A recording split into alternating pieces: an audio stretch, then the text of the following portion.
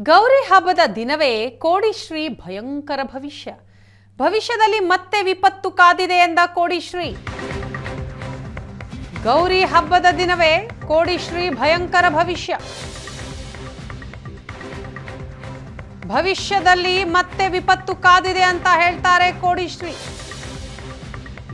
ದೇಶದಲ್ಲಿ ಇನ್ನೂ ಮಳೆಯಾಗಲಿದೆ, ಆಪತ್ತು ಕಾಡಲಿದೆ, ಭೂಮಿ ನಡುಗಲಿದೆ, ರಾಜಭಯವೂ ಇದೆ. ದೇಶದಲ್ಲಿ ಇನ್ನೂ ಮಳೆಯಾಗಲಿದೆ, ಆಪತ್ತು ಕಾಡಲಿದೆ ಅಂತ ಹೇಳ್ತಾರೆ. ಇದರ ಜೊತೆಗೆ ಭೂಮಿ ನಡುಗಲಿದೆ, ರಾಜಭಯವೂ ಇದೆ. ಕಾರ್ತಿಕ ಮಾಸದವರೆಗೂ ಕೂಡ ವಿಪತ್ತು. ಕಾರ್ತಿಕ ಮಾಸದವರೆಗೂ ವಿಪತ್ತು. ಆ ಭಯ ಜಗತ್ತಿನಾದ್ಯಂತ ಇದೆ. ಭಯ ಇನ್ನೂ ಹೆಚ್ಚಲಿದೆ. ಕೊರೋನಾ ಸದ್ಯಕ್ಕೆ ಮುಗಿಯುವುದಿಲ್ಲ. ಇನ್ನೂ 2-3 ವರ್ಷ ಕೊರೋನಾ ಹೊಸ ರೂಪ ತಾಳಲಿದೆ ಅಂತ ಹೇಳ್ತಾರೆ. ಇನ್ನು ಬಿಜೆಪಿ ಸರ್ಕಾರಕ್ಕೆ ಏನೂ ತೊಂದರೆ ಆಗಲ್ಲ. ಸುಭದ್ರ ಅರಸೀಕೆರೆ ತಾಲೂಕು ಮಾಡಾಳು ಗ್ರಾಮದಲ್ಲಿ ಕೋಡಿಶ್ರೀ ಅವರ ಭವಿಷ್ಯ ಇದು.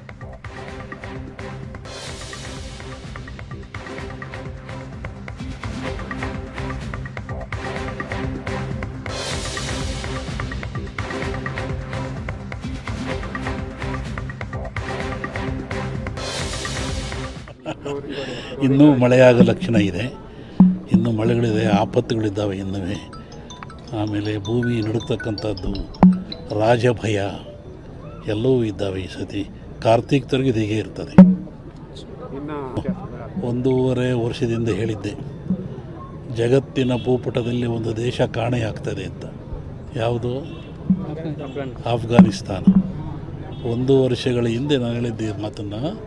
ಜಗತ್ತಿನ ಭೂಪಟದಲ್ಲಿ ಒಂದು ರಾಷ್ಟ್ರ ಕಾಣೆಯಾಗ್ತದೆ, ಅಳಿಸಿ ಹೋಗ್ತದೆ ಅಂತ. ಈಗ ಆಫ್ಘಾನಿಸ್ತಾನ ಅಳಿಸಿ ಹೋಯಿತು. ಹೀಗಾಗಿ ಆ ಭಯ ಜಗತ್ತಿನಾದ್ಯಂತ ಇದೆ. ಆ ಭಯ ಇಲ್ಲಿ ಅಲ್ಲ, ಜಗತ್ತಿಗೆ ಆದ್ಯಂತ ಇದೆ. ಆ ಭಯ ಇನ್ನೂ ಹೆಚ್ಚುತ್ತದೆ. ಇನ್ನು ಅಲ್ಲ, ಈ ಜಗತ್ತಿಗೆ ಭಯ ಇದೆ. ಅದು ಭಾರತಕ್ಕೆ ಅಂತಲ್ಲ, ಆ ಚಟುವಟಿಕೆ ಜಗತ್ತಿಗೆ ಭಯ ಇದೆ. ಇನ್ನೂ 1-2-3 ವರ್ಷ ಈಗೇನು ರೂಪವನ್ನು ತಾಳ್ತಾ ಹೋಗಿ ಮೊನ್ನೆ ಹೇಳಿದ್ನಲ್ಲ, ಎಲ್ಲ ರೂಪ ತಾಳ್ತದೆ. ಆತ್ಮ ತೃಪ್ತಿಗಳು ಭಂಗವಾಗಿ ಕಾಡ್ತವೆ. ಮುಂದೆ ಬರೋ ದಿನಗಳು ಗಾಳಿಯಾಗಿ ಬೀಸ್ತದೆ, ಸಾವನ್ನೇ ಇಚ್ಛದೆ ಅಂತ. ಇದು ನಿಧಾನವಾದರೂ ತನ್ನ ಅಲೆ ಇನ್ನೂ 3-4 ವರ್ಷ ಇರುತ್ತೆ. ಅದರಲ್ಲಿ ಹೇಳಿ ಏನು ನಡೀತಾ ಇದೆ. ಸೂತ್ರಧಾರಿ ಇದ್ದಾರೆ ಹಿಂದ್ಗಡೆ, ಬೊಂಬಾಯಿ ಗೊಂಬೆಯಾಗಿದ್ದಾರೆ. ಸೂತ್ರ ನಡೆಸ್ತಾರೆ, ಬೊಂಬಾಯಿ ಕುಣಿತದೆ, ಯೋಚನೆ ಏನಿಲ್ಲ. ಹಿಂದೆ ಸೂತ್ರಧಾರಿ ಇದ್ದಾರಲ್ಲ, ಯಡಿಯೂರಪ್ಪ ಇದ್ದಾರೆ, ನಡೆಸ್ಕೊಂಡು ಹೋಗ್ತಾರೆ ಸರ್ಕಾರ, ಅಂತ ತೊಂದರೆ ಏನಾಗ.